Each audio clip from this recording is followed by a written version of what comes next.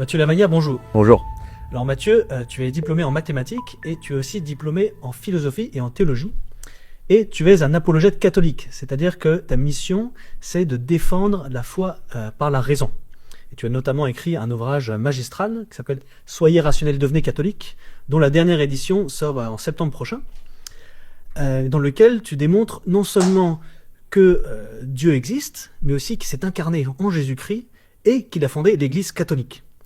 Alors, première question, ça paraît étonnant de dire qu'on peut prouver l'existence de Dieu ou de la foi catholique, non ? Alors oui, ça peut paraître une approche un peu étonnante pour ceux qui n'ont jamais entendu parler de ce mot apologétique. Donc apologétique, je rappelle pour les auditeurs, ça vient du grec apologia, et apologia en grec ça veut dire la défense, donc la défense rationnelle de la foi. Et donc dans l'apologétique traditionnelle de l'Église, on procède en 3 étapes. Premièrement, on essaie de montrer que philosophiquement, intellectuellement, on peut établir l'existence d'un Dieu créateur. Deuxièmement, on essaie de montrer que ce Dieu dont on a établi l'existence s'est révélé en la personne de Jésus-Christ. Et troisièmement, que historiquement, Jésus-Christ a fondé l'Église catholique qui subsiste jusqu'à aujourd'hui et que du coup, en l'occurrence, c'est la religion à laquelle il faut adhérer. Donc c'est un petit peu ça le plan traditionnel de l'apologétique en général. Et donc mon livre reprend ce plan. Et donc dans la première partie, je traite de la question de l'existence de Dieu, effectivement.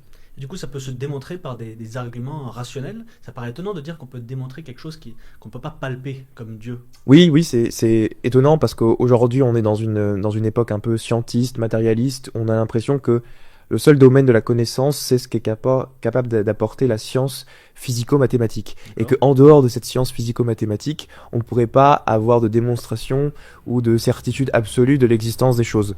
Je pense que c'est là une grave erreur du scientisme. Premièrement déjà parce que la position scientiste est autoréfutative. Parce que l'affirmation, tout ce qui doit être considéré comme vrai doit être scientifiquement démontré. Eh bien, cette affirmation elle-même n'est pas scientifiquement démontrée. Ah oui. Donc, elle est autoréfutative. Et donc, en fait, je pense qu'on a quand même des connaissances qui, en principe, sont inaccessibles à la science physico-mathématique. Et donc, par exemple, nos connaissances en matière morale, les vérités morales sur l'immoralité de la Shoah, par exemple, la science ne peut pas le démontrer, et pourtant on sait que c'est vrai. Les vérités mathématiques, aucune science empirique n'est capable de tester les vérités mathématiques ou les concepts logiques. Ce sont des choses que l'on peut savoir par la raison, mais sans démonstration par la science empirique. Idem, les vérités esthétiques sur la notion de beau, du bien, du mal, enfin les vérités morales et esthétiques du coup, sont inaccessibles en principe à la science empirique. Et donc je pense que ça serait une grave erreur de restreindre nos connaissances uniquement à ce que la science empirique est capable de démontrer, et que avec la philosophie on peut aller plus loin que ce scientisme de bas étage en effet. D'accord, justement je vais te demander de développer les arguments qu'il y a dans ton livre. Mais avant ça, une petite question qui peut être aussi dans la tête de nos auditeurs. Est-ce que vraiment, on a besoin de démonstrations rationnelles pour croire, pour avoir la foi? C'est une très bonne question. Beaucoup de gens s'opposent à l'apologétique en disant oui, ok, mais si on pouvait démontrer l'existence de Dieu ou la vérité de la foi chrétienne, ou démontrer qu'il y a une vraie religion, alors il n'y aurait plus de place pour la foi. Finalement, l'acte de foi ne servira à rien. En fait, les gens qui émettent cette objection mécomprennent ce qu'est réellement la foi au plan théologique. La foi, c'est pas juste croire que Dieu existe et que il s'est révélé en Jésus-Christ et qu'il a fondé l'Église. La foi, c'est plus loin que ça. C'est non seulement une adhésion à des propositions, mais c'est aussi une relation de vie personnelle et surtout une confiance en Dieu. Donc, c'est pas parce qu'on sait que Dieu existe qu'on a forcément confiance en lui, qu'on a envie de lui remettre sa vie. C'est pas parce que je crois en l'existence d'une personne que j'ai forcément confiance en elle. Par exemple, je crois en l'existence d'Emmanuel Macron, ça veut pas dire que j'ai foi en Emmanuel Macron.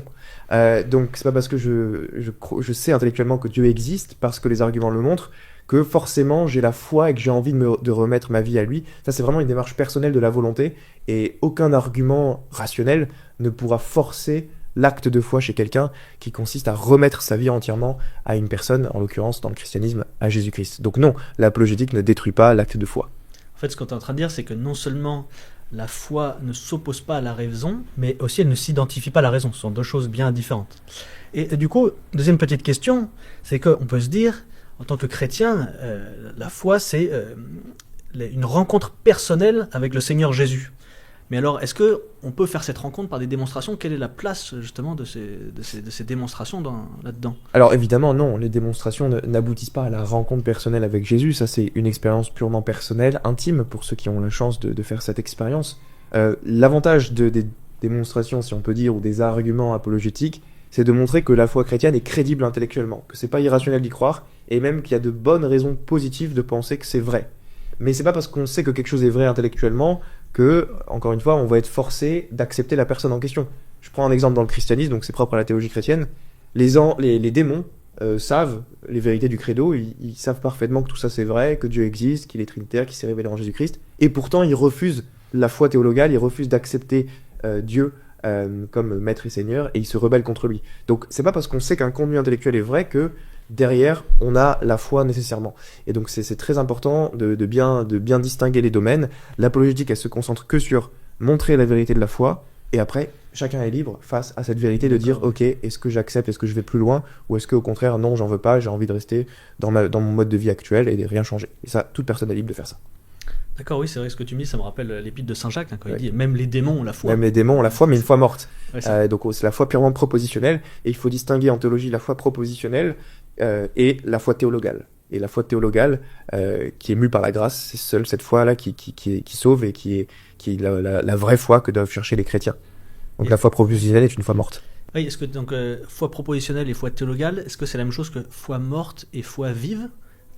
Oui, on pourrait donner une analogie là-dessus, effectivement. La foi propositionnelle, c'est l'adhésion froidement aux vérités du credo. Et donc c'est la foi des démons. Okay, les démons ont cette foi, entre guillemets, mais ils n'ont pas la foi théologale, la foi qui sauve, parce qu'ils refusent. Elle n'est pas vivante, ils refusent de faire confiance en Dieu et de l'accepter dans leur vie. D'accord. Ok, très bien. Bon, ok. Essayons d'entrer dans les arguments que tu développes dans ton livre. Donc on a dit que c'était en 3 parties. D'abord les preuves de l'existence de Dieu. Ensuite, les preuves de la vérité du christianisme, c'est-à-dire que Jésus s'est incarné, que Dieu s'est incarné en Jésus, et les démonstrations de la vérité de la foi catholique. Alors, commençons par la première partie, les démonstrations de l'existence de Dieu. Alors, nous dis pas, parce que c'est très fourni ton livre, mais quelles sont les plus pertinentes selon toi, pour renforcer notre foi, et puis aussi pour pouvoir en parler autour de nous? Oui, alors là, justement, on n'est pas dans le registre de la foi, parce qu'on est dans le registre de la démonstration purement philosophique, rationnelle. Donc, l'existence de Dieu ne présuppose pas la foi, justement. Dans le livre, je commence par établir le fait qu'il y a un Dieu créateur. Donc, comment est-ce que je m'y prends? En 2 étapes. Je commence par montrer que il y a forcément une cause première, incausée, à l'origine de l'existence. Qu'il ne peut pas y avoir une régression causale infinie. Je prends certaines analogies comme... l'analogie des wagons et de la locomotive. Oui. Supposez que vous êtes dans un train qui avance, vous êtes dans le wagon numéro 1, et vous posez la question, pourquoi est-ce que le wagon numéro 1 avance? Pourquoi est-ce que le wagon numéro 2 avance? Et on vous répond, il est tiré par le wagon numéro 3. Et après, vous êtes dans le wagon numéro 3, vous posez la même question, et on vous répond toujours par le wagon numéro 4, etc. etc. Et à chaque fois, vous changez de wagon et on vous répond la même question. Et ça ne fait que décaler l'explication. Pour mettre fin à cette régression vicieuse, il faut nécessairement poser l'existence d'un premier moteur qui a en lui-même le principe du mouvement du wagon, dans l'analogie c'est la locomotive, et donc ça rejoint ce que disait Aristote sur le premier moteur non mu, qui est en lui-même en acte et qui est capable d'expliquer pourquoi l'ensemble du train avance. C'est pareil métaphysiquement, vous pouvez pas avoir une régression des causes en cause infinies. Typiquement, si j'ai une somme de livres, j'ai un livre qui est en dessous, mais je dois forcément avoir un plafond pour dire que voilà, c'est là le fondement sur lequel repose la pile de livres. Pareil, je pourrais pas avoir un reflet infini de miroir en miroir d'un objet s'il n'y a pas de premier objet qui est capable d'être reflété. Donc il y a forcément une cause première à l'origine de toute chaîne causale. D'accord. Et la question c'est de savoir quelle est cette cause première. Cette cause première incausée. Parce que du coup, le principe tout a une cause est faux. Dire tout a une cause, ça reviendrait soit à une causalité circulaire, donc A est cause de B, B est cause de C, C est cause de A. Ça, c'est pas possible. Les causes peuvent pas aller en cercle, parce que sinon, ça reviendrait à être cause de soi-même. Soit une régression à l'infini, mais on a déjà vu que ces régressions à l'infini ne marchaient pas. Et donc, si ça c'est vrai, il y a forcément une cause première incausée, dont il faut chercher les attributs. À quoi peut ressembler cette cause première incausée? Et alors là, il y a plusieurs arguments, parce que les athées et les matérialistes pourraient répondre « Ok, très bien, la cause incausée existe, mais c'est l'univers physique matériel. » Et donc, en fait, pour montrer que la cause incausée n'est pas l'univers physique matériel, il faut montrer que l'univers, c'est-à-dire la totalité de l'espace-temps et de la réalité spatio-temporelle, a une cause. Parce que si l'univers a une cause, il n'est pas la cause incausée. Donc comment est-ce qu'on peut s'y prendre? Il y a 2 voies que je développe dans le livre. Il y a la voie qu'on appelle le calame en philosophie. Oui. Le calame, c'est d'essayer de montrer que l'univers a un commencement. D'accord. Et donc, tout ce qui a commencé d'exister a une cause. Or, l'univers a commencé d'exister. Et donc, l'univers a une cause. Si l'univers a une cause, ce n'est pas la cause incausée. Et donc, la cause incausée doit être transcendante à l'univers. Et donc, elle doit être immatérielle, éternelle, non spatiale, dotée d'une puissance extraordinaire, parce que elle crée tout à partir de rien, elle agit sans matière préexistante, et elle doit être volontaire, libre. Enfin, j'explique pourquoi dans le livre, pourquoi une cause immatérielle est forcément de nature volontaire et libre. Et donc on se rapproche effectivement de la définition de Dieu dans le théisme classique. Donc évidemment, cet argument repose sur la prémisse centrale qui est le commencement de l'univers. Ici, on peut raisonner soit en faisant appel aux données de la science contemporaine, à la thermodynamique, au théorème de Borgut et Vilenkin qui a été démontré en 2003 et qui montre que tout univers qui a un taux d'expansion moyen strictement positif doit avoir un commencement dans son passé, ne peut pas être infini. Donc ça, le physicien agnostique Vilenkin a beaucoup développé ce point-là. Donc on peut faire appel à la science, mais moi ce que je préfère, c'est les arguments purement a priori, purement philosophiques, donc qui ne font pas appel à la science physique contemporaine. Et là-dessus, on peut même montrer que philosophiquement, il n'est pas possible que l'univers soit éternel. Pourquoi ? Parce que si l'univers était éternel, ça voudrait dire que le passé est infini. Ça voudrait dire qu'il y aurait eu réellement un nombre infini d'événements qui nous ont précédés jusqu'à l'instant d'aujourd'hui. Et on peut montrer qu'il n'est pas possible de provenir d'un passé infini, parce que de la même manière qu'on ne peut pas partir de maintenant et compter jusqu'à l'infini en faisant 1, 2, 3, 4, 5 et dire « ça y est, j'ai atteint l'infini », et ben on ne peut pas faire le chemin dans le sens inverse et partir de moins l'infini pour atteindre maintenant. Et parce qu'une traversée qui ne peut pas se faire dans un sens ne peut pas non plus se faire dans l'autre. Et donc ça veut dire que le passé n'est pas infini, et qu'il y a forcément un premier instant dans le temps, et si le temps lui-même a commencé d'exister, comme le temps, l'espace et la matière sont liés, eh bien ça veut dire que l'ensemble de la réalité spatio-temporelle a eu un commencement radical à un moment donné. Et donc ça, ce genre de raisonnement avait déjà été développé au VIe siècle par Philopon, été repris au Moyen-Âge par des penseurs comme Bonaventure, et puis chez les musulmans comme Al-Ghazali, Al-Kindi, et repris par William Lane Craig au XXe siècle, qui a beaucoup développé ses arguments philosophiques sur l'impossibilité d'un passé infini. Et donc voilà, il y a beaucoup d'arguments pour montrer que le passé ne peut pas être infini, donc j'en développe plusieurs dans le livre, là j'en ai développé qu'un seul, mais voilà, donc ça c'est la première voie, c'est le kalam. Une deuxième voie, pour montrer que l'univers a une cause, un deuxième argument, c'est l'argument de la contingence. Donc ça, ce que je développe dans un autre chapitre, c'est l'idée de dire pourquoi est-ce qu'il existe des choses contingentes dans le monde. Contingent, je définis ce que c'est pour les auditeurs qui ne savent pas. Un être est contingent s'il existe, mais qu'il aurait pu ne pas exister. D'accord. Okay. Donc par exemple, cette tasse que j'ai entre les mains, elle est contingente. Elle existe, mais elle aurait pu ne pas exister. D'accord. Pareil, ce micro, moi aussi je suis contingent, j'existe, mais il n'y a pas de nécessité absolue à ce que j'existe. Et donc la question, c'est de dire, mais pourquoi est-ce qu'il existe des objets contingents ? Et que quand on regarde les êtres contingents, ils ont une cause, ils ont une explication. Si quelque chose existe alors qu'il aurait pu ne pas exister, il doit bien y avoir une raison qui explique pourquoi cette chose-là existe. Et donc Leibniz, le philosophe Leibniz, formalise ça de manière structurée avec ce qu'il appelle le principe de raison suffisante, qui nous dit que tout ce qui est contingent a une cause. Autrement dit, tout ce qui n'a pas en soi la raison de son existence doit tirer son existence d'ailleurs. Et donc la question, c'est de savoir, est-ce que l'univers est contingent ou nécessaire ? Nécessaire, par opposition à contingent, c'est quelque chose qui existe et qui n'aurait pas pu ne pas exister. Donc qui devait exister nécessairement.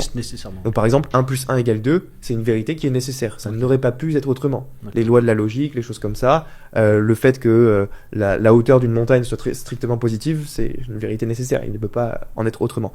Et donc la question c'est, est-ce que l'univers est contingent ou nécessaire ?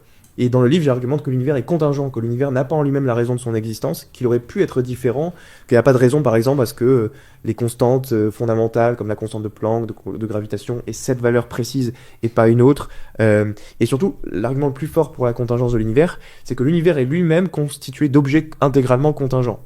L'univers, on pourrait dire, c'est la somme, c'est le gros paquet de la somme des choses contingentes. Et donc si vous faites un paquet de choses contingentes, mon portable, cette tasse, moi, les hommes politiques, les baleines, les fluctuations quantiques, je fais un gros paquet de choses contingentes, et ben la totalité que je vais obtenir, elle sera contingente elle aussi. Et ce sera l'univers. Et cette totalité, voilà, on peut définir l'univers comme la totalité, l'agrégat de tous les éléments contingents. Et donc cette totalité d'être contingent est forcément contingente elle aussi.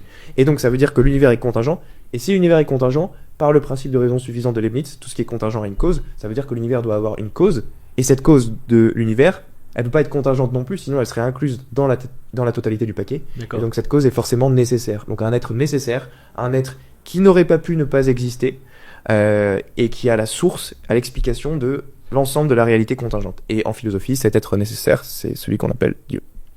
D'accord, très intéressant, on pourrait parler de ça pendant des heures. Mais bon, on n'a pas le temps malheureusement. Juste une petite question à propos de ça, tu me dis si je me trompe, mais il me semble avoir compris du coup que même les athées en fait sont obligés de reconnaître l'existence d'un premier être nécessaire. Et par contre, on n'a pas le même point de vue au niveau de la nature de cet être, c'est ça? Voilà, donc la vraie question, c'est quelle est la nature de cet être nécessaire. Donc si on admet que l'être nécessaire est à la cause, à la source de l'univers, l'être nécessaire, il ne peut pas avoir des attributs contingents, d'accord? Donc il ne peut pas avoir de limite ou de matière, parce que tout ce qui est matériel, tout ce qui est limité, il devrait y avoir une explication pourquoi il a telle limite et pas une autre. Et donc ça serait les limites, c'est une trace de contingence. Si quelque chose est limité dans le temps et dans l'espace, il doit y avoir une explication qui explique pourquoi est-ce qu'il est comme ça plutôt qu'autrement. Et donc l'être nécessaire, il doit être illimité. Donc il doit être infini, immatériel, parce que tout ce qui est fini ou matériel est contingent. Et puis il doit être donc sans aucune limite. Et je dirais, il doit être dans un certain sens parfait, parce que toute imperfection aurait des limites. Si quelque chose est imparfait, ça veut dire que il est quelque part limité dans l'être. Et donc, toute imperfection est limitée, et on a dit toute limite est une trace de contingence. Or, l'être nécessaire est exempt de limite contingente, et donc il doit être la perfection suprême. Et on peut dire que du coup, il doit être aussi omnipotent. Pourquoi est-ce qu'il doit être omnipotent? Parce qu'il a un degré de pouvoir non nul, parce qu'il a créé l'univers, mais il peut pas avoir un pouvoir limité. On a dit qu'il a aucune limite. Donc s'il a un degré de pouvoir non nul et qu'il a aucune limite, ça veut dire qu'il a un pouvoir illimité. Donc c'est la définition classique de l'omnipotence. Mais passons maintenant à la deuxième partie, c'est-à-dire maintenant qu'on sait que Dieu existe, comment on sait qu'il s'est incarné en Jésus-Christ et donc que la religion chrétienne est vraie? Alors voilà, une fois qu'on établit l'existence de Dieu, il y a une question centrale qui se pose, c'est est-ce que ce Dieu dont on a établi l'existence s'est révélé dans une religion particulière? Parce qu'après tout, il est possible que Dieu existe en tant que créateur de l'univers et qu'il ne se soit pas révélé. C'est la position déiste. Comme Voltaire, des gens qui pensaient qu'il y avait un ordre d'intérieur de l'univers sans révélation. Et donc, la question c'est comment est-ce qu'on évalue l'enquête religieuse, comment est-ce qu'on fait les critères pour savoir s'il y a une vraie religion? Et donc, moi, ma position c'est de dire que les religions en elles se contredisent sur des doctrines fondamentales. Par exemple, le christianisme et l'islam ne peuvent pas être vrais simultanément parce que l'islam nie que Jésus est Dieu et le christianisme l'affirme. Et donc, il y a forcément quelqu'un qui a tort. S'il y a A et non A qui sont affirmés, il y en a forcément un des deux qui a tort et un qui a raison. Donc, soit Jésus est Dieu, soit Jésus n'est pas Dieu. Soit Jésus est ressuscité, soit il n'est pas ressuscité. Donc, en fait, si on veut montrer la vérité de la foi chrétienne, il faut essayer de montrer que Jésus est Dieu et qu'il est ressuscité. Si ça c'est vrai, c'est-à-dire que toutes les autres religions sur Terre sont fausses. Que l'islam est faux, que le judaïsme post-talmudique est faux, le bouddhisme, l'hindouisme, parce que ces religions-là vont nier les affirmations de la divinité et de la résurrection de Jésus. Et donc moi, dans le livre, je me focalise là-dessus en essayant de montrer que justement les affirmations centrales du christianisme sont vraies, et si on arrive à montrer ça, ça veut dire qu'on aura montré que Dieu s'est s'est révélé de manière décisive en la personne de Jésus-Christ. Et donc pour ça, je procède en établissant évidemment l'existence historique du Christ. Par rapport à Michel Onfray, Oui, c'est ça, c'est justement la première étape, justement, c'est de montrer que Jésus existe, a vraiment existé historiquement, et à ce propos-là, justement, tu as écrit un livre de réponse à Michel Onfray qui a nié ça. Et donc, voilà, explique-nous un peu ce que tu as dit dans ce livre. Michel Onfray soutient une thèse qui n'est absolument pas défendue dans les milieux universitaires, c'est-à-dire que les spécialistes en matière de critique textuelle et sur le Nouveau Testament, qu'ils soient chrétiens ou non, agnostiques, comme Barterman, vont évidemment reconnaître que l'existence historique du Christ est un fait parfaitement avéré. Donc ça, c'est pas la partie la plus difficile du livre, parce qu'il y a un consensus académique unanime là-dessus. À ma connaissance, il n'existe aucune personne dans le monde ayant un doctorat en histoire antique et enseignant dans une université majeure qui nie l'existence de Jésus. Et donc, notamment, il y a des sources non chrétiennes qui en parlent. Il y a des sources chrétiennes et non chrétiennes. Donc, premièrement, personne n'a douté de l'existence de Jésus avant le XVIIIe siècle. Les premiers à les avoir doutés, c'est quelques libres penseurs français, Dupuy et Volney. Mais avant le XVIIIe siècle, personne n'a osé remettre en question son existence, même pas les ennemis du christianisme. Parce que ça aurait été très facile pour les juifs, les ennemis des chrétiens au 1er siècle, de ridiculiser les chrétiens en leur disant « Mais regardez les gars, vous adorez un messie inexistant ». Ça aurait été une bonne manière pour eux de réfuter le christianisme. Or, ils ne l'ont pas fait, ils ont tous admis l'existence de Jésus. Et ils en parlent dans le Talmud. Le Talmud en parle. Traité du Saint-Nédrin 43a dit que Jésus a été crucifié la veille de la Pâque et que c'était un blasphémateur et un incitateur au culte des idoles. Donc le Talmud ne nie pas l'existence du Christ, bien au contraire. Et on a d'autres sources. On a 9 sources non chrétiennes dans les 150 ans après la mort du Christ. On a Flavius Joseph. Dans ses Antiquités juives, il y a 2 textes qui parlent de Jésus.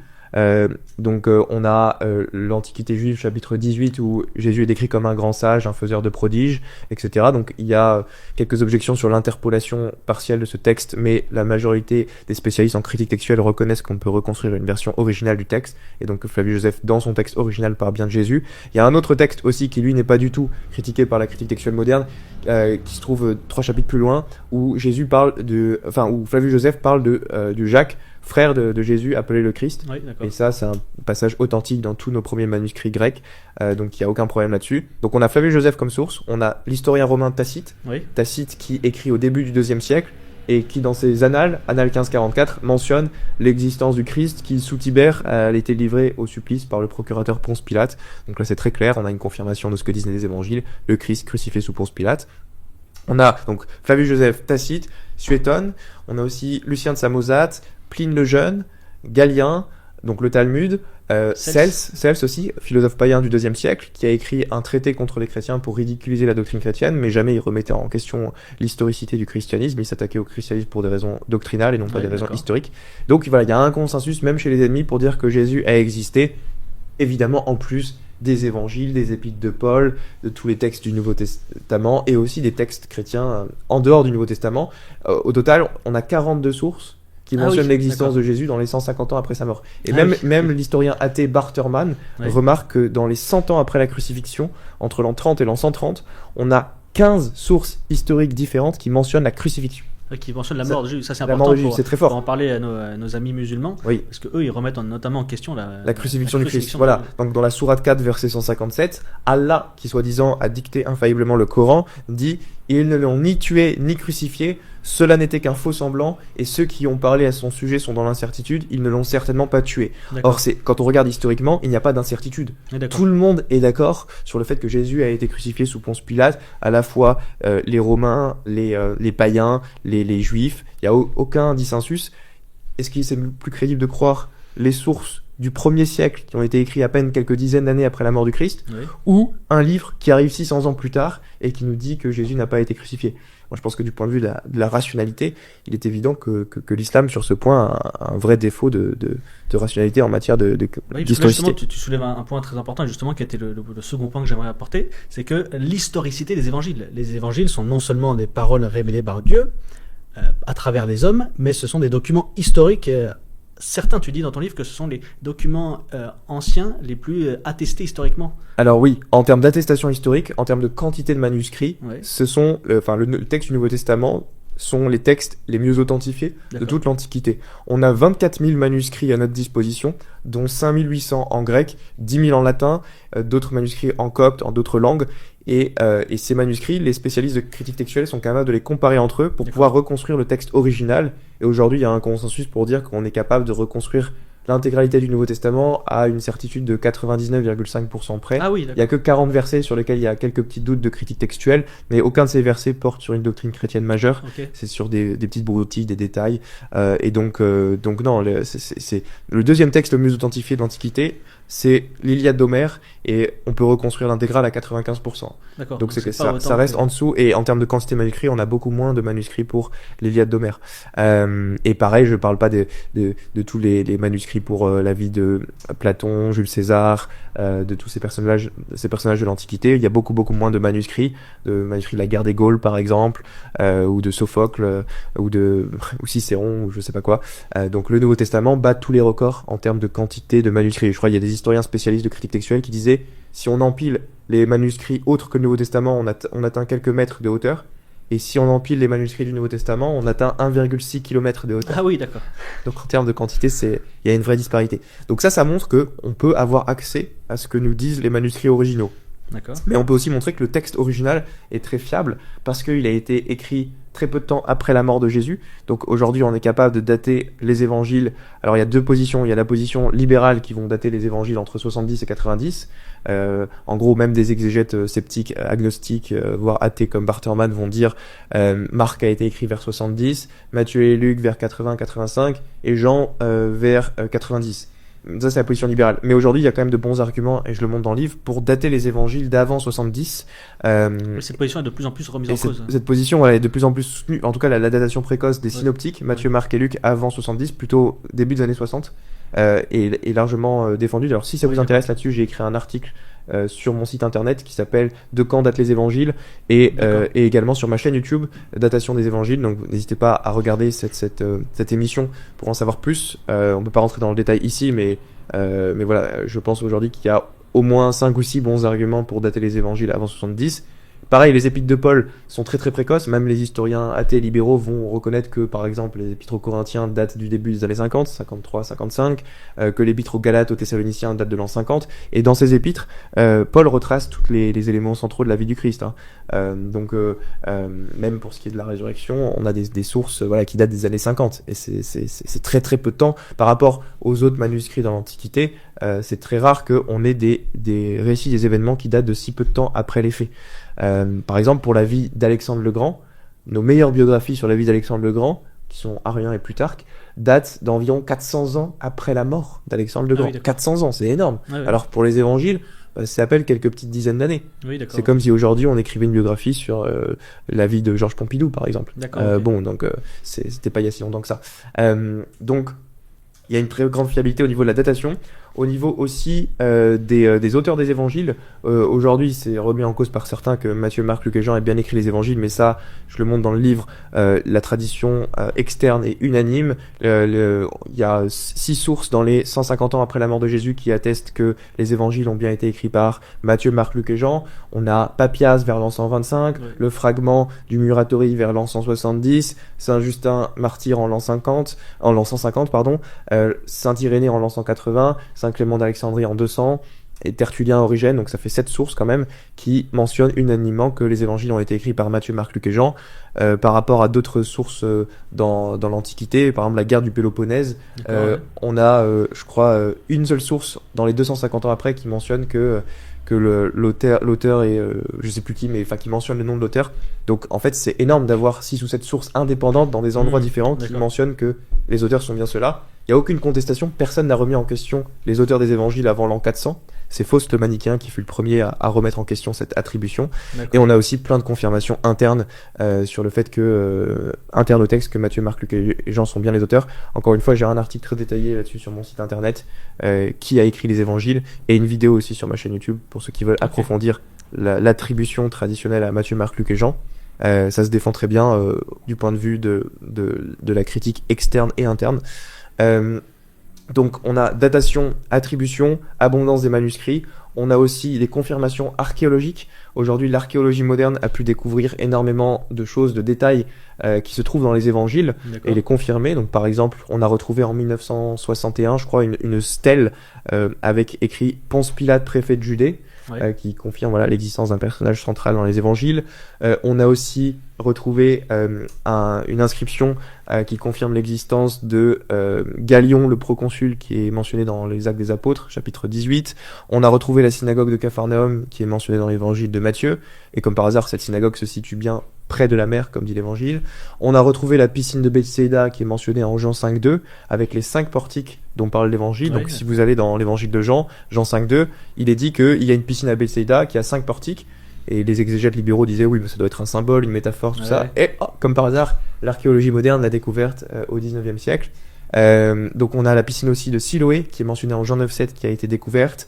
On a des ossuaires, avec le tombeau de Jacques, qui a été découvert par l'archéologie moderne aussi.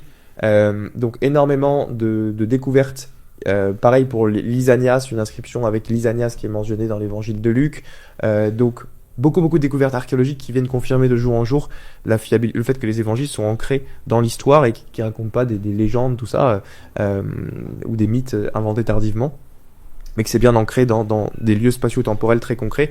D'ailleurs, si vous voulez vous en faire une idée, lisez les 3 premiers chapitres de l'évangile de Luc. C'est hyper rigoureux en termes d'attestation spatio-temporelle. Il cite la lignée parentale. Il dit qu'il a interviewé les témoins dans le prologue de Luc. Luc chapitre 1, versets 1 à 3. Il dit « Je suis allé interroger les témoins pour rapporter avec certitude des récits fiables sur la vie de Jésus, entre guillemets. » Donc c'est très très précis. bourré truffé de détails. Dans les Actes des Apôtres, il y a des travaux d'exégèse moderne qui ont été faits pour montrer que dans les 16 premiers chapitres des Actes des Apôtres, on a pu confirmer l'existence de 80 détails fiables, vérifiés par l'archéologie, par la météo, même au niveau des descriptions des prénoms.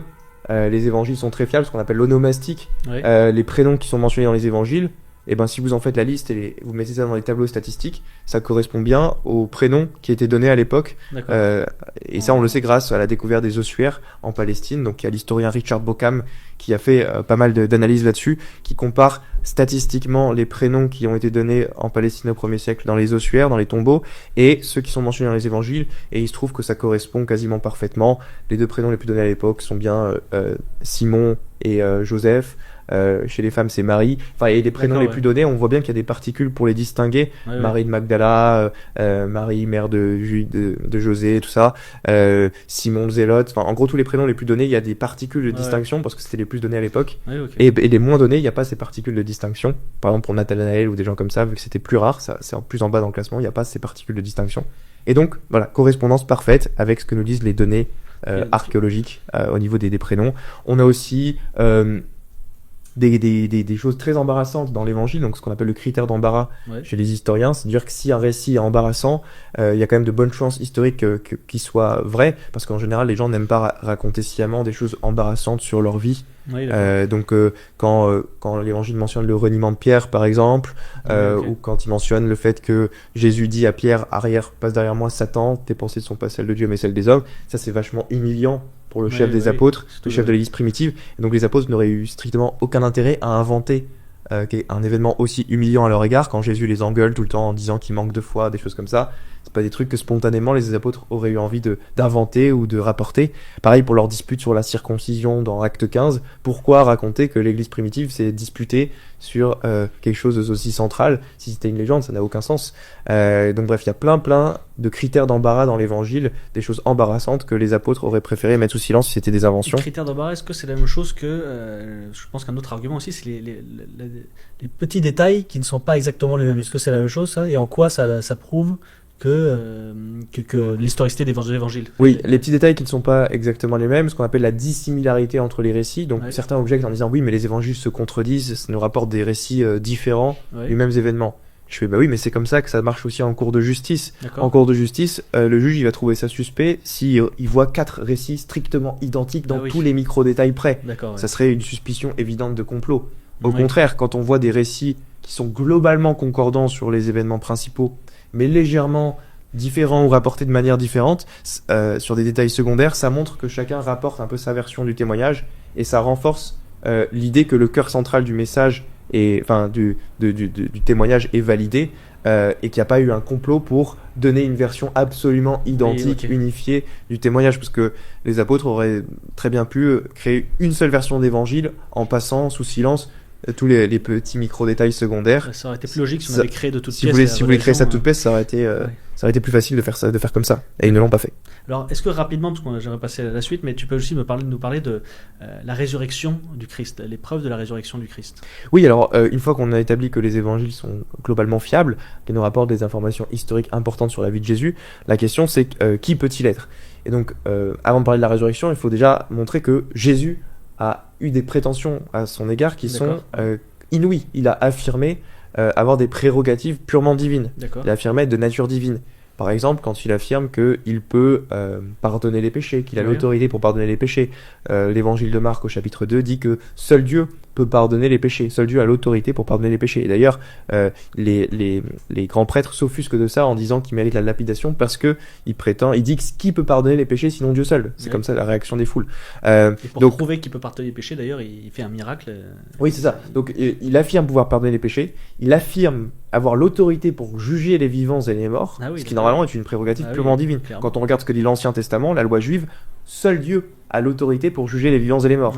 Seul Dieu a l'autorité pour pardonner les péchés. Donc Jésus s'attribue ses propres prérogatives à lui-même. Pareil, Jésus affirme avoir les noms de Dieu. Quand dans l'évangile de Jean 8, 58, il dit « Avant qu'Abraham fût, moi, je suis ». En grec, c'est « ego eimi ». Et ego-émi en grec, quand on regarde dans la Septante, donc dans l'Ancien Testament, c'est comme ça que Dieu se présente à Moïse devant le buisson ardent. Il dit « Je suis celui qui suis, je suis celui qui est ». Et donc l'expression « je suis », c'est comme ça que Dieu se révèle dans l'Ancien Testament. Et donc Jésus prend cette expression et se l'applique à lui-même, en disant qu'avant qu'Abraham fût, moi je suis. J'existais de toute éternité. Et c'est pour ça d'ailleurs que ça a choqué les autorités juives. Pourquoi Jésus a été condamné, pourquoi il a été crucifié ? Pour blasphème, parce qu'il a affirmé être Dieu, il a affirmé avoir des prérogatives de nature divine. Et c'est pour ça qu'il a été condamné, c'est parce que les autorités juives disaient ce n'est point pour une bonne œuvre que nous te condamnons, mais pour un blasphème, parce que toi qui n'es qu'un homme, tu te fais Dieu. Ah oui. Tu te fais Dieu. Et c'est pour ça que Jésus a été condamné, parce qu'il se faisait Dieu. Et donc moi je pense que il y a plusieurs possibilités. Historiquement, on peut montrer que Jésus a prétendu être Dieu à travers toutes ses prétentions. Et d'ailleurs, les apôtres l'ont reconnu. Saint Thomas qui se met à genoux devant lui, il lui dit « Mon Seigneur et mon Dieu ». Et Jésus, il le reprend pas en lui disant « Oh, mais Thomas, arrête de me diviniser, je ne suis qu'un homme ». Il dit pas ça, il dit « Oui, parce que tu as vu, tu as cru ». Donc il confirme la parole de Thomas, qu'il le divinise, qu'il lui dit « Mon Seigneur et mon Dieu ». Et donc, Jésus prétendait être Dieu, il a affirmé être Dieu. La question c'est, est-ce qu'il disait vrai ou il disait faux ? Il y a deux options. Jésus prétendait être Dieu, donc soit il disait vrai, soit il disait faux. S'il disait faux, soit il savait qu'il disait faux, soit il ne le savait pas. S'il savait qu'il disait faux, c'était un menteur, parce que quelqu'un qui affirme être Dieu et qui dit faux, et qui sait qu'il dit faux, c'est un menteur. Soit il ne savait pas qu'il disait faux, dans ce cas-là, il était fou. Oui. Parce que quelqu'un qui affirme être Dieu, qui affirme avoir existé de toute éternité, qui affirme être capable de revenir pour juger les vivants et les morts, tout ça, fou, et qu'il n'est pas, il est fou. Donc, il y a en fait trois possibilités. Soit Jésus a raison, soit il est fou, soit il est menteur. Et quand tu dis il a raison, c'est-à-dire qu'il est Dieu. Soit il est Dieu, soit il est fou, soit il est menteur. D'accord. Et donc, parce que alors certains pourraient dire, oui, mais il est ni fou ni menteur, il s'est juste trompé, honnêtement trompé. Ce à quoi je répondrais, c'est pas crédible, parce que quelqu'un ne peut pas honnêtement se tromper en prétendant être Dieu sans être fou. Oui. Parce que quelqu'un qui dit j'existais avant Abraham, je reviendrai pour juger les vivants et les morts, il faut me préférer moi à vos propres familles, vos propres enfants et tout. Oui, c'est ça. Il est fou s'il pense vraiment ça. Bref, donc les deux options sérieuses, c'est est-ce qu'il était fou ou menteur.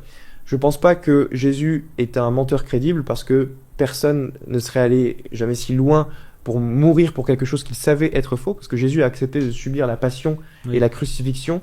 Il aurait pu dire pendant sa passion « Non mais les gars, arrêtez de me torturer, j'ai jamais prétendu être Dieu, libérez-moi ». Non, il n'a pas fait ça, il est allé jusqu'au bout. Et moi je pense pas qu'un menteur serait allé jusqu'au bout, jusqu'à une mort atroce et douloureuse pour maintenir son mensonge coûte que coûte. Donc ça veut dire que Jésus était vraiment convaincu qu'il était Dieu, sinon il aurait craqué. Et donc là, il reste l'option de la folie, mais je pense pas que Jésus est un fou crédible, parce qu'on peut pas être sage et fou simultanément. Or, Jésus est reconnu comme étant un grand sage. Même les penseurs athées diront Jésus c'est un grand sage, il a des enseignements d'une grande sagesse. Oui. Rendez à César ce qui est à César, à Dieu ce qui est à Dieu, que celui qui n'a jamais péché jette la première pierre. Il a des paroles d'une grande sagesse où tout le monde reconnaît que même les foules disaient jamais un homme n'a parlé comme cet homme. Et donc, le fait que Jésus est un grand sage, que ses enseignements sont d'une sagesse inouïe, ça c'est quelque chose en général qui est reconnu. Et moi je pense pas qu'un grand sage peut simultanément être fou, parce que la sagesse est incompatible, ontologiquement incompatible avec la folie. Et donc quand on regarde ce que disent les manuels de psychiatrie, je me suis amusé dans le livre en disant voyons quels sont les critères de folie dans les manuels de psychiatrie. Jésus dans l'évangile ne correspond pas du tout à ces critères de folie, mégalomaniaque ou des choses comme ça. Et donc je me suis amusé à citer des articles de psychiatres qui avaient fait l'étude du profil psychologique de Jésus du point de vue de leur métier de psychiatre, et il ne correspond pas du tout aux critères de la folie. Et donc Jésus n'est ni fou ni menteur, et donc il est crédible de croire qui il disait être, et crédible de croire qu'il est Dieu. Donc ça c'est l'argument pour la divinité. Mais pour confirmer encore cet argument de la divinité du Christ, il y a la résurrection. Parce que si quelqu'un affirme être Dieu et qu'il meurt et ressuscite par la suite, ça veut dire quelque part qu'il y a une confirmation a posteriori de ses prétentions divines. Et donc, pour établir la vérité du christianisme, il faut montrer que Jésus est ressuscité d'entre les morts. Et alors là, historiquement, il y a quand même des faits qui sont reconnus par le consensus des historiens, indépendamment de leurs convictions religieuses. C'est que, premièrement, Jésus est mort sur la croix. Deuxièmement, son corps a été mis dans un tombeau, et que son tombeau a été retrouvé vide 3 jours plus tard par un groupe de femmes, et que suite à ça, les disciples et de nombreuses personnes ont affirmé voir Jésus ressuscité en chair et en os, et qu'ils ont été prêts à subir la persécution, quitte à mourir martyr pour ça. Ça, c'est que des faits historiques. Oui, d'accord. Et la question, c'est comment est-ce qu'on donne la meilleure hypothèse explicative de ces faits historiques, à savoir le tombeau vide et les expériences d'apparition compilées aux ailes missionnaires des apôtres qui ont été prêts à prêcher la résurrection jusqu'au péril de leur vie. Donc on pourrait dire qu'il y a deux options, soit les apôtres se sont trompés, soit ils ont voulu nous tromper. Oui. D'accord ? Donc s'ils ont voulu nous tromper, c'était des menteurs. Ok. Et on meurt pas pour un mensonge. Et là, voilà, on pourra dire, non, on meurt pas pour quelque chose que l'on sait être faux. Parce qu'ils sont tous Donc, morts dans des conditions atroces. Alors tous, on n'a pas exactement des sources pour dire que tous sont morts, mais on a des sources. On sait certainement que Pierre et Paul sont morts martyrisés, que les deux Jacques aussi, Jacques fils de Zébédée et Jacques le Juste, probablement André et Thomas aussi. On a quand même des sources là-dessus. Et on sait en tout cas que l'ensemble des apôtres ont accepté de subir la persécution, d'être perpétuellement persécutés pour la prédication de la résurrection, quitte à être prêts à en mourir martyrs. Même si tous ne sont pas forcément morts martyrs, comme Jean par exemple. En tout cas, ils étaient prêts à subir cette persécution. Et donc moi, ce que je dis, c'est que on ne peut pas être prêt à subir une telle persécution et la mort et le martyr et mourir pour des choses que l'on sait être faux. On peut mourir pour des choses fausses. Par exemple, quand Daesh se fait exploser dans les tours jumelles, ils meurent parce qu'ils sont convaincus que l'islam est vrai. S'ils étaient convaincus que l'islam était faux, ils ne seraient pas en train de se faire sauter. Ils meurent pour une chose fausse, mais ils pensent que voilà. c'est vrai. Ils meurent pour une chose fausse qu'ils pensent être vraie. Ouais, mais ils ne meurent pas pour une chose qu'ils savent être fausse. Alors là, on est dans un cas où, s'ils avaient menti, les apôtres, ils seraient morts pour quelque chose qu'ils savaient être faux, ce qui, du point de vue de la psychologie humaine, serait inexplicable. Donc, les apôtres ne sont pas des menteurs crédibles. La moindre chose qu'on peut leur reconnaître, c'est qu'ils sont sincères. Et donc, il reste l'autre option, ils se sont trompés. Mais alors là, s'ils se sont trompés sur les apparitions de Jésus ressuscité, ça veut dire que, déjà, ça n'explique pas le tombeau vide. Ça aurait été facile pour les autorités juives de dire non mais arrêtez avec vos hallucinations les gars, le corps de Jésus il est là, on l'a retrouvé, donc arrêtez. Ils auraient pu détruire les prétendus délires hallucinatoires des apôtres en exhumant le corps. Or ils ne l'ont pas fait, le corps a tout simplement disparu. Ça peut pas être les apôtres qui ont volé le corps, sinon ça présupposerait qu'ils mentaient pour la résurrection, et on a déjà établi que l'hypothèse du mensonge est fausse. Donc il reste donc qu'est-ce que doivent soutenir les sceptiques ? L'hallucination collective de la part du collège des 12, ils doivent aussi soutenir que le corps il a disparu, on ne sait pas comment, et surtout cette hallucination collective, déjà du point de vue de la psychiatrie, quand on regarde ce que disent les manuels de psychiatrie, les notions d'hallucination collective, ça n'est pas répertorié dans la littérature médicale, et surtout les hallucinations, elles sont souvent sous un mode sensoriel, donc en général c'est soit l'ouïe, soit la vue, mais en général c'est pas des hallucinations multisensorielles. Alors que les apôtres ont dit avoir vécu, mangé avec Jésus, avoir discuté avec lui sous une période de 40 jours. Ce qui serait, du point de vue de la psychologie, inexplicable. Comment est-ce que des gens, pendant 40 jours, peuvent avoir des délires hallucinatoires prolongés, collectivement, avoir des discussions où ils prétendent manger avec Jésus, tout ça. Donc c'est du point de vue, c'est du jamais vu en matière de psychiatrie de voir ça. Et puis ça n'expliquerait pas la conversion d'ennemis. Comme Paul. Paul qui n'a pas du tout les mêmes prédispositions mentales que les apôtres. Et pourtant qui lui aussi dit avoir eu une apparition du Christ sur le chemin de Damas. Donc comment ça se fait que Paul et les apôtres, qui sont certains des ennemis et amis, aient dit avoir eu des apparitions du Christ ressuscité sur une période prolongée.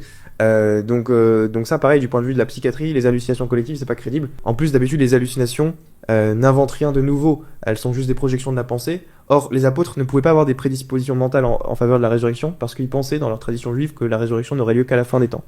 Dans le judaïsme, ça l'historien N.T. Wright l'a bien montré, les apôtres s'attendaient à ce que la résurrection ait lieu à la fin des temps et non pas au beau milieu de l'histoire. Ce qui est le cas d'ailleurs, sauf pour Jésus. Ce qui est le cas d'ailleurs, sauf pour Jésus. Et donc justement, ils n'auraient pas pu anticiper, avoir des prédispositions mentales à ce qu'une résurrection ait lieu au beau milieu de l'histoire. Donc c'était pas du tout conforme à leur prédisposition mentale. Et ça, je vous renvoie à l'excellent livre de N.T. Wright qui montre historiquement pourquoi les Juifs s'attendaient à une résurrection à la fin des temps. Puis ce qui est intéressant, l'hallucination en général, on voit ce qu'on a envie de voir et on voit pas justement la réalité. Alors eux, ils auraient aimé voir Jésus, mais ils voient l'inverse. Par exemple, Sainte Marie-Madeleine, là où il y a Jésus, elle voit un jardinier. Donc ça peut pas être une hallucination qu'elle a envie de voir. Non, justement, elle voit pas ce qu'elle a envie de voir. Et pareil pour les apôtres, les disciples sur le chemin d'Emmaüs. Et alors là-dessus, certains sceptiques pourraient dire oui, mais alors c'est ni une hallucination ni un mensonge, c'est une légende tardive la résurrection.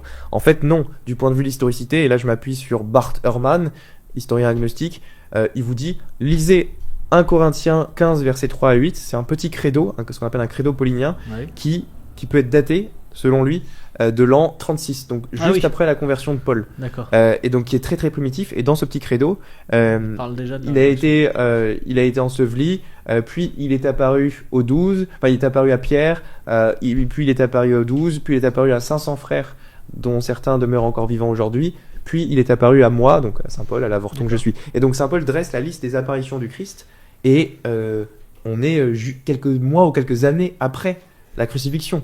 À peine 3 ou 4 ans. D'accord. En tout cas, même Barterman, l'historien athée, il y a un consensus globalement exégétique pour dire que... Enfin, il y a un consensus global pour dire que ce petit passage de 1 Corinthiens 15, versets 3 à 8, Très primitif. date de quelques années ou quelques mois après la crucifixion. Donc c'est pas une invention tardive, les apparitions de Jésus ressuscité. Ok, passons maintenant à la troisième partie, c'est-à-dire maintenant on a vu que Dieu existe, en tout cas on a montré toutes les preuves de crédibilité de la foi chrétienne, et maintenant qu'en est-il de la foi catholique? Parce que tu t'attardes pas mal dans ton livre sur les apparitions mariales, sur les miracles eucharistiques et d'autres. Est-ce que tu peux nous parler un petit peu plus? Oui, de la foi catholique. Ouais. Et ben, en fait, une fois qu'on a conclu que Jésus est Dieu, qu'il est ressuscité, on a montré que le christianisme au sens large est vrai, enfin que le cœur du message chrétien est vrai, mais on peut aller encore plus loin parce que si ça c'est vrai, Oui. ça veut dire que tout ce que Jésus a enseigné est vrai.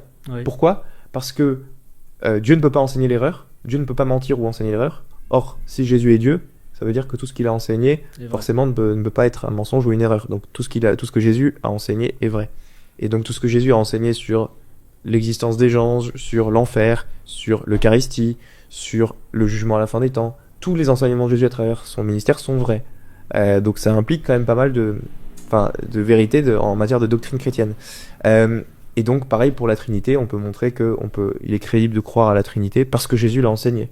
Donc ça j'ai un chapitre là-dessus dans mon livre, je n'entrerai pas dans le détail ici, mais donc tous ces dogmes chrétiens centraux au christianisme, on peut montrer qu'ils ont été enseignés par Jésus ou par le collège apostolique fondé par Jésus, parce que Jésus, ça c'est important, a eu l'intention de fonder une église. Oui. Il n'est pas venu pour dire ok les amis, je vais vous dicter les choses, un Dieu en 3 personnes, tac tac tac, je vous fais la liste du catéchisme. Non, il a fondé une église sur le collège des 12 en leur donnant l'autorité pour enseigner, et à la Pentecôte il leur envoie l'Esprit Saint pour leur dire il dit j'ai encore beaucoup de choses à vous dire, mais je ne peux pas vous les dire maintenant, je vous enverrai l'Esprit Saint qui vous enseignera toute vérité. Je crois que c'est dans Jean 16, 12. Et donc Jésus envoie cet Esprit Saint capable d'inspirer l'Église, le collège des 12, pour qu'ils enseignent à l'ensemble des peuples dans le monde. Et c'est ce qu'on appelle la fondation de l'Église. Donc l'Église fondée par le Christ, c'est ça. C'est fondé à la fois sur le collège des 12, en particulier sur la personne de Pierre. Quand Jésus dit à Pierre dans Matthieu 16, 18, tu es Pierre et sur cette pierre je bâtirai mon église et les portes de l'enfer ne prévaudront pas contre elle. Je te donnerai les clés du royaume des cieux. Tout ce que tu lieras sur la terre sera lié dans les cieux. Tout ce que tu délieras sur la terre sera délié dans les cieux. Donc là, cette idée de lier et délier, dans l'expression du judaïsme, c'est d'avoir autorité pour trancher les choses. Oui. Et donc Jésus donne une autorité particulière sur la personne de Pierre. D'accord. Pour être le chef de l'église. C'est sur lui que l'église est bâtie d'après Jésus. Et donc c'est lui le chef du collège des 12, et donc qu'on pourrait appeler le premier pape. Et donc cette église, on pourrait dire, elle est catholique dès le début. Catholikos en grec, ça veut dire universel. Oui. Et alors, comment est-ce qu'on peut savoir que l'église est catholique dès le début ? Et ben, un très bon témoin de ça, c'est Saint Ignace d'Antioche. Saint Ignace d'Antioche qui écrit au début du IIe siècle, donc à peine 10 ans après la mort de Saint Jean, donc juste après les apôtres, quoi. Il les a connus lui-même. Il a connu certains apôtres. Et dans sa lettre aux Smyrniotes, il dit « Suivez tous l'évêque comme on suit Jésus-Christ. Là où il y a l'évêque, il y a Jésus-Christ. Et là où il y a Jésus-Christ, il y a l'Église catholique. » Et c'est la première fois que le mot catholikos apparaît dans la littérature chrétienne. Et donc, Saint Ignace, qui a connu les apôtres, nous parle de l'Église catholique. Il prend même pas le temps d'expliquer ce que veut dire le mot catholique à son auditoire, ce qui présuppose que l'auditoire devait déjà comprendre ce que signifiait ce mot, et donc que ce mot catholikos était connu déjà depuis la fin du 1er siècle. Et Saint Ignace d'Antioche nous parle non seulement des évêques, il nous parle de l'Eucharistie comme étant la chair de notre Seigneur, et donc il nous parle de la succession apostolique. Donc on a déjà les éléments fondateurs du catholicisme qui sont mentionnés par Ignace d'Antioche au début du IIe siècle. Pareil pour la régénération baptismale, le baptême des bébés, tout ça, ça a toujours fait consensus chez les premiers chrétiens. L'Eucharistie, j'ai tout un chapitre dans le livre qui démontre que les premiers chrétiens croyaient à la présence réelle de Jésus dans l'Eucharistie, et à la succession apostolique, au fait que les apôtres ont eu de vrais successeurs, qui sont les évêques, et qui ont été chargés d'enseigner à l'Église universelle, et qu'il y a une liste ininterrompue des successeurs de Pierre, dont saint Irénée fait la liste en l'an 180 dans son livre Contre les hérésies. Il nous fait la liste des successeurs des apôtres Pierre et Paul jusqu'au moment où il écrit en l'an 180. Et donc, il y a une succession ininterrompue de successeurs de Pierre. Et saint Irénée dit de rester fidèle à l'église de Rome.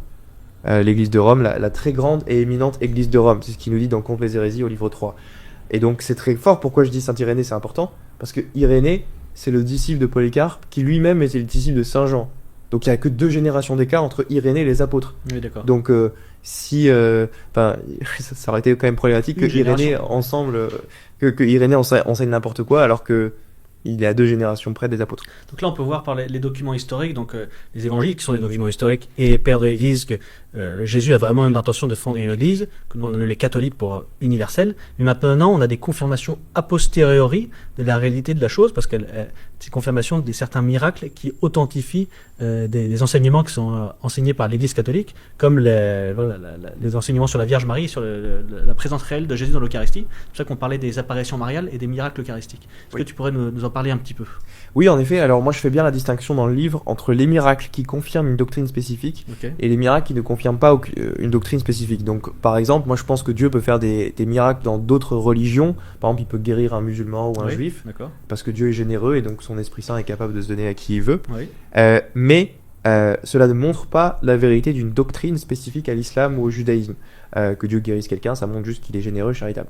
Dans le catholicisme, c'est différent parce qu'on a des miracles spécifiques qui confirment certaines doctrines catholiques. D'accord.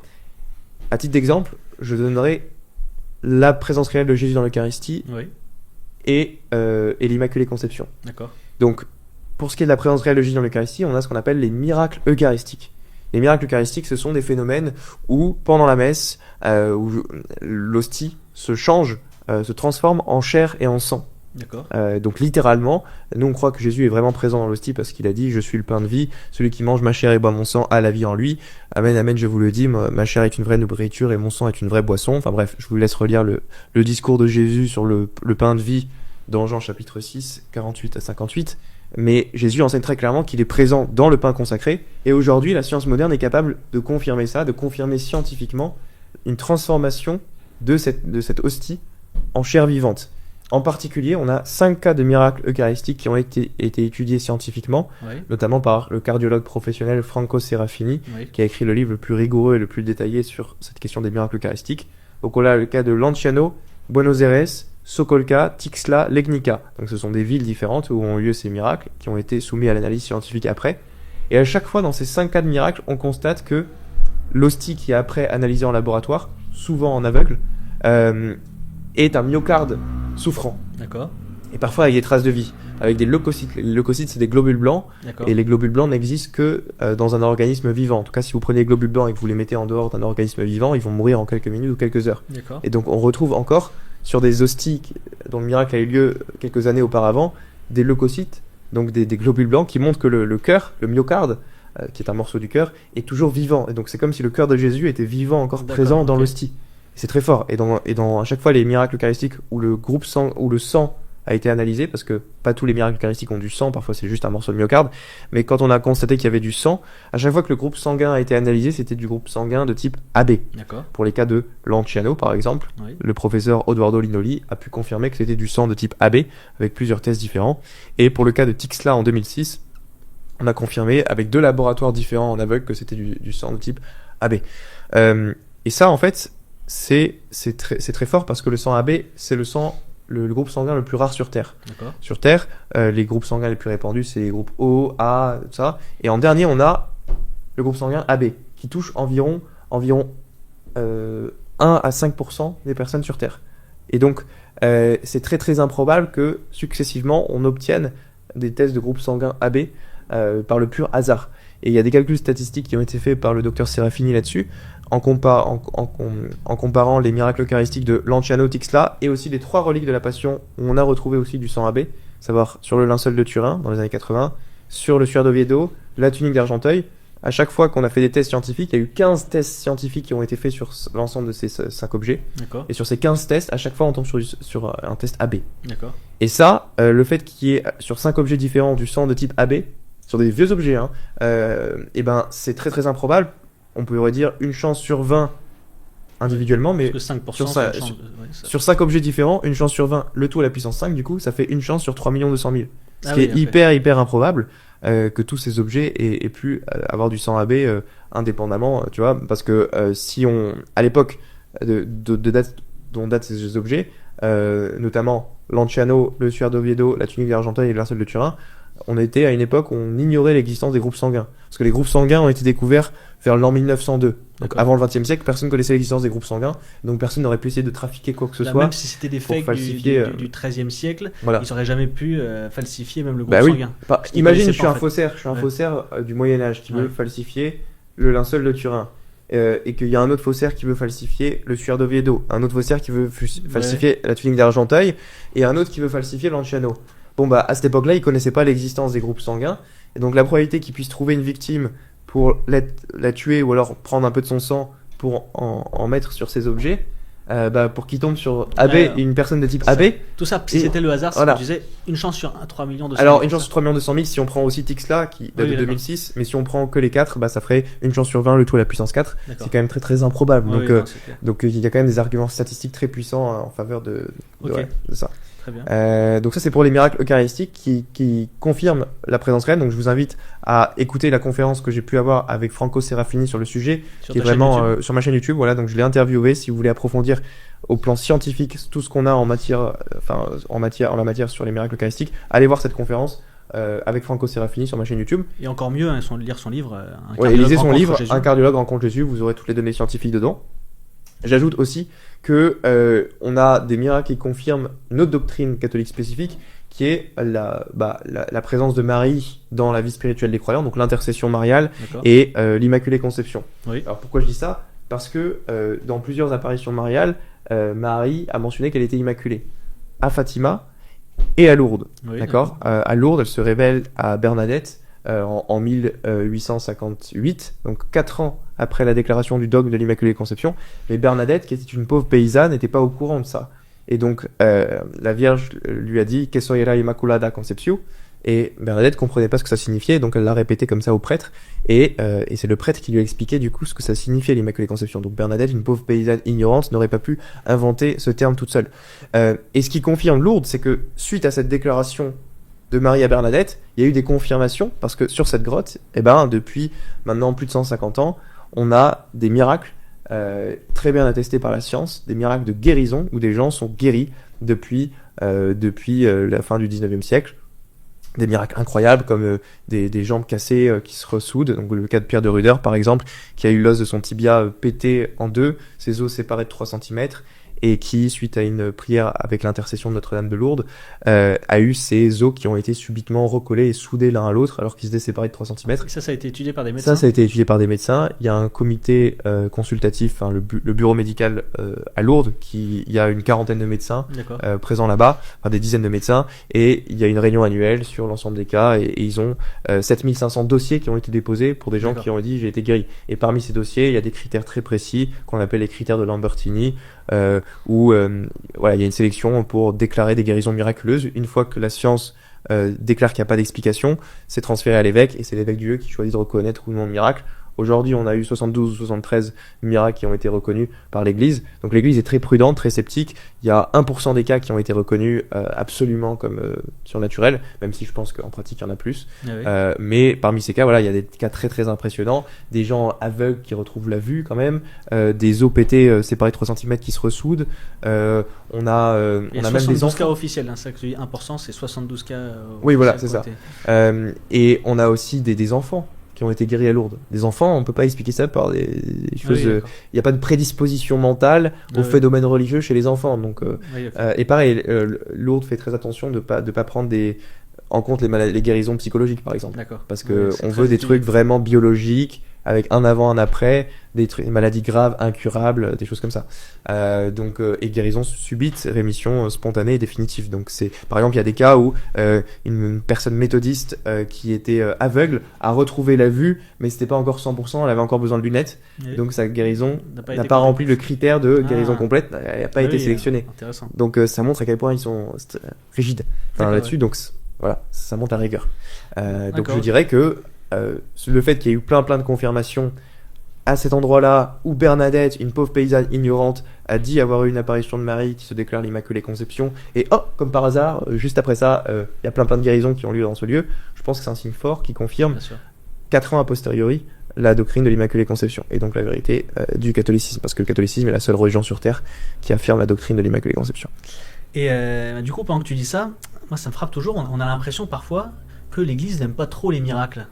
Alors, qu'est-ce que tu dirais de ça? Et les fidèles sont souvent un peu énervés d'ailleurs. Oui, ça c'est l'Église, c'est une tendance dans l'Église moderne qui est le rejet du surnaturel parce qu'il y a toute une influence de l'exégèse historico-critique ou des choses comme ça, ou un rejet a priori du surnaturel chez certains, même chez certains clercs. C'est incompréhensible parce que la doctrine de l'Église est claire. Si vous lisez le Concile Vatican I sur les miracles, il est très clairement dit que les miracles peuvent servir de preuve extérieure de la vérité de la révélation. Et l'Église l'a toujours utilisé comme un argument apologétique dès le début, en fait, même dès les apôtres. Les apôtres, ils faisaient des miracles dans les actes des apôtres pour convaincre qu'ils étaient bien envoyés par Dieu. Et Jésus dit même que les miracles ont une place importante dans l'apologétique quand il dit si vous ne croyez pas à cause de ma parole, croyez au moins à cause de mes œuvres. Donc c'est très important. Les apôtres eux-mêmes ont pratiqué des miracles. Jésus pratiquait des exorcismes, des guérisons pour valider, pour attester que ce qu'il faisait, ça venait bien de Dieu. Donc le miracle est très important et c'est incompréhensible pour moi ces pseudo-catholiques qui disent que les miracles ne servent à rien et que, au contraire, non, c'est des cadeaux de Dieu les miracles et c'est des merveilles de Dieu que s'ils sont bien attestés, il faut mettre en avant. Je dis pas qu'il faut croire à tous les miracles, il faut pas être crédule. Il faut faire preuve d'un bon scepticisme. Moi je distingue l'ultra-scepticisme et le bon scepticisme. L'ultra-scepticisme c'est de nier tous les miracles en principe, de dire ce n'est pas possible, ça ne peut pas arriver, tout ça. Et le bon scepticisme c'est de dire ok, en principe, je reconnais que ça peut arriver quand c'est bien attesté, quand il y a suffisamment de preuves, mais je ne crois pas tout sur parole. Il faut faire une enquête, faire un dossier, et c'est ce que font les médecins à Lourdes, par exemple. Donc, il y a une manière sérieuse de faire une enquête des miracles. Et qu'est-ce que tu dirais alors à ceux, aux fidèles qui disent je n'ai pas besoin de miracle pour croire? On entend ça souvent, je n'ai pas besoin de miracle pour croire. Ça, c'est pour ceux qui sont faibles dans la foi. Donc, qu'est-ce que tu dirais? Je dirais qu'ils ont besoin du miracle de la résurrection pour croire, parce que si le Christ n'est pas ressuscité, vaine est notre foi, nous dit saint Paul. Donc, eux-mêmes, ils sont en autocontradiction en disant ça, parce que sans le miracle de la résurrection, ils ne pourraient pas avoir la foi chrétienne. Donc, notre foi est fondée sur un miracle. La foi chrétienne est fondée sur le miracle de la résurrection. Donc c'est absurde pour eux de dire on n'a pas besoin de miracles pour croire. Alors ce qu'ils veulent dire peut-être c'est qu'il n'y a pas besoin aujourd'hui des miracles de Lourdes ou des miracles eucharistiques pour avoir la foi. Je suis d'accord. Je dis pas que c'est nécessaire pour avoir la foi. On peut croire aux vérités de foi sans faire appel à ces miracles. Mais si ces miracles existent et qu'ils sont bien attestés, tant qu'à faire, pourquoi ne pas les utiliser? Puis si Dieu les permet, c'est pour une raison. Ah oui, Dieu donne des miracles pour justement donner de plus en plus de signes de crédibilité dans une époque postmoderne qui se met à douter de tout. Et donc je pense que si Dieu nous offre ces signes, il faut les prendre en compte et pas juste les rejeter avec des dons. Pas mépriser les dons de Dieu, oui, c'est ça. Je suis d'accord. Alors, on ne peut pas faire un podcast sur l'existence de Dieu sans parler des objections, notamment la principale, celle du problème du mal. Alors, souvent, on entend dire, oui, Dieu n'existe pas, sinon le mal n'existerait pas. Alors, qu'est-ce que tu peux nous dire sur ce sujet? Pour moi, c'est le meilleur argument athée. Oui. C'est-à-dire qu'il y a plein d'arguments athées que je prends pas du tout au sérieux. Le problème du mal, pour le coup, c'est un truc que je prends très au sérieux. C'est probablement le meilleur argument qui fait pencher les gens en faveur de l'athéisme. Oui. L'idée, c'est que l'existence du mal sur Terre serait incompatible avec l'existence d'un Dieu pleinement bon, omniscient et omnipotent. Et donc, il y a le fameux dilemme d'Épicure qui essaie d'établir une contradiction entre les 3 attributs divins que j'ai nommés et l'existence du mal sur Terre. Ce à quoi je répondrais que ici, pour le coup, c'est l'athée qui a la charge de la preuve parce que c'est lui qui affirme que l'existence du mal est incompatible avec l'existence de Dieu. Donc c'est à lui d'apporter un argument positif qui montrerait qu'il y a une contradiction formelle et logique. Et tant que cette contradiction n'est pas établie, s'il y a d'autres raisons indépendantes de penser que c'est vrai, alors ces raisons-là doivent primer. Je dirais que la contradiction n'est pas établie parce que pour montrer que l'existence de Dieu serait incompatible avec le mal, l'athée devrait prouver que il ne peut pas ressortir un plus grand bien du mal sur Terre. Et quels que soient les mots que l'on choisit. Et moi je pense que, avec la tradition chrétienne, que Dieu peut permettre le mal, que Dieu ne veut pas positivement le mal, mais qu'il peut permettre le mal en vue d'un plus grand bien, même si nous on ne voit pas toujours quel peut être ce plus grand bien, parce que nous on a un intellect fini et limité, donc c'est normal qu'on n'ait pas accès à l'ensemble des raisons pour lesquelles Dieu permet tel ou tel mal sur Terre. De la même manière, quand je suis un débutant au jeu d'échecs, et que je vois un grand maître sacrifier sa dame, je me dis mais c'est pas possible, c'est absurde, pourquoi est-ce qu'il sacrifie sa dame? Et en fait c'est que moi je n'ai pas la vision globale des choses et Au contraire, ici, je devrais me dire, il doit sûrement y avoir une bonne raison parce que lui est plus qualifié pour moi pour évaluer le jeu. C'est un peu pareil entre nous et Dieu. On n'a pas la vision globale des choses et donc on peut pas dire qu'en principe, Dieu ne pourrait pas avoir une bonne raison de permettre ce mal, en tout cas qui ne peut pas ressortir un plus grand bien. Or, pour établir la contradiction, il faudrait montrer que du mal ne peut pas ressortir un plus grand bien. Et je pense que les athées sont incapables de soutenir ce genre de truc parce qu'on n'a tout simplement pas accès aux raisons que Dieu aurait à permettre tel ou tel mal. Et aussi, on le voit quand même que dans des exemples concrets, qu'on peut se servir, que du mal peut ressortir un plus grand bien. Typiquement, un père peut permettre que son enfant souffre chez le dentiste pour se faire arracher les dents parce qu'il sait que c'est en vue du plus grand bien qu'est la santé dentaire, la santé buccale de son enfant. Et donc, il tolère ce mal non voulu mais permis en vue du plus grand bien qu'est la santé dentaire de son enfant. Donc ça c'est un exemple un peu enfantin, mais pour faire saisir l'idée que l'enfant, en l'occurrence, il comprend pas pourquoi son père lui fait subir ça, il est dans l'incompréhension, pourquoi mon père qui m'aime me fait subir ça.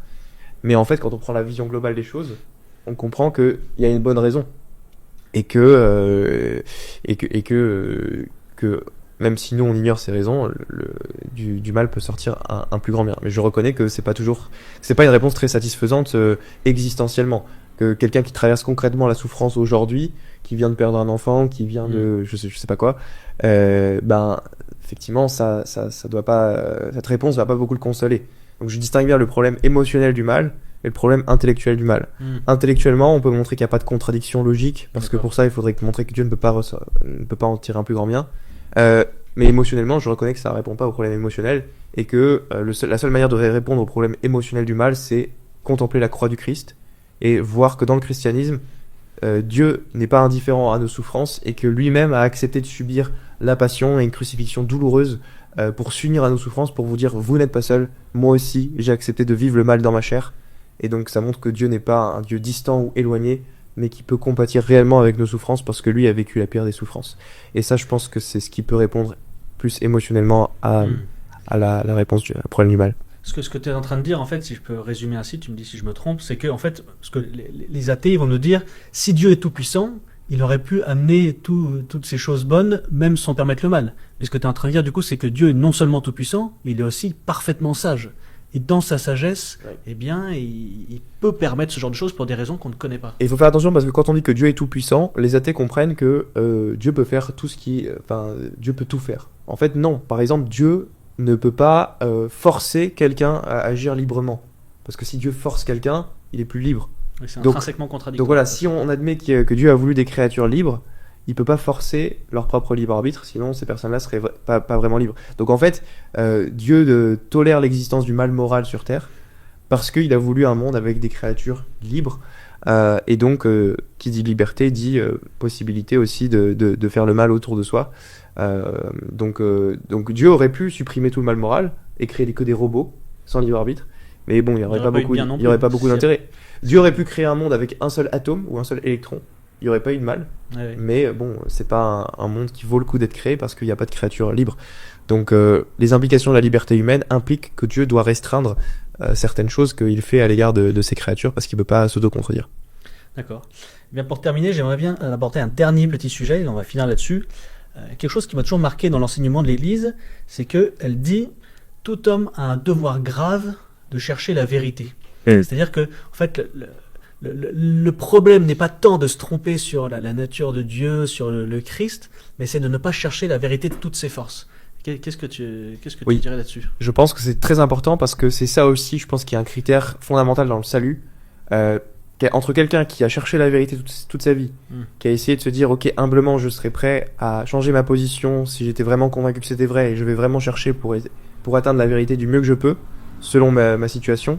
Cette personne est beaucoup plus disposée à la réception de la grâce de Dieu qu'une personne qui veut même pas se poser les questions, qui veut juste profiter de la vie, jouir de l'instant présent, et sans se poser les questions existentielles, sans chercher honnêtement la vérité. Et ça, c'est le drame de l'athéisme moderne, c'est que je pense que beaucoup d'athées aujourd'hui sont en réalité des gens qui sont indifférents, qui ne s'intéressent même pas à la recherche de la vérité, en matière religieuse, en matière de l'existence de Dieu, parce qu'ils pensent que ça impliquerait des changements trop radicaux dans leur vie. Ils voient peut-être un Dieu comme une forme de tyran qui viendrait leur donner des ordres, à faire ci, faire ça. Et donc, ils préfèrent mettre ça sous le tapis et ne même pas se poser la question, et juste profiter de la vie, profiter de l'instant présent, et rien d'autre. Et en fait, c'est vachement triste, parce que du coup, ils se coupent d'une recherche sincère de la vérité, et c'est ça qui est un critère essentiel pour le salut, il me semble, parce que je pense qu'il y a beaucoup de gens de bonne volonté qui malheureusement ignorent la vérité du christianisme. Typiquement, une femme qui vit en Arabie Saoudite, on lui a dit depuis son enfance que l'islam est vrai, que Mahomet est un prophète et que Allah est le vrai Dieu. Elle pense sincèrement plaire à Dieu en faisant ses 5 prières tous les jours. Elle est de bonne volonté, elle cherche à écouter ce que lui disent ses autorités, elle cherche à plaire à Dieu. Bah, honnêtement, cette personne est beaucoup plus disposée pour le salut que l'athée lambda en France qui préfère passer sa vie à s'éclater dans les boîtes de nuit et à ne pas du tout se poser les questions, à faire la fête et sans réfléchir. Donc ça, c'est le drame de l'athéisme moderne en Occident et de la société capitaliste consumériste qui, du coup, donne aux gens une forme d'autres dieux. Les dieux matériels, le dieu de la consommation, des jeux vidéo, de la pornographie, de l'alcool, et qui les détourne en fait de ce pourquoi ils sont faits, à savoir l'union avec le bien ultime qui n'existe qu'en Dieu seul. Donc il y a un vrai enjeu au niveau de l'évangélisation en Occident. Par la vérité. Par la vérité. La vérité et l'amour. La vérité ne doit jamais être séparée de l'amour. Mais je pense que depuis 68, on a beaucoup trop insisté sur l'amour bisounours, béni oui oui un peu.